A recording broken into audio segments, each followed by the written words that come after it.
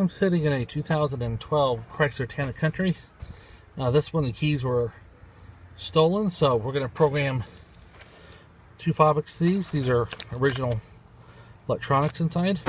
We're going to clear the keys and program these in. We're going to skip reading the pin code, just go directly into key programming. So I'll stick a key in the Fobik hole there.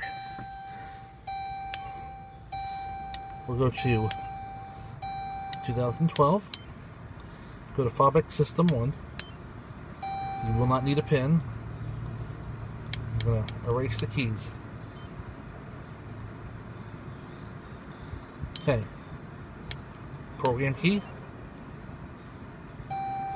There's our programming tone. See, that one works. Next one. Program key.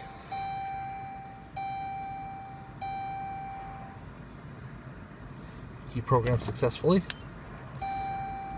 There we go. Back out. Take a key out. That works. That works. We are done.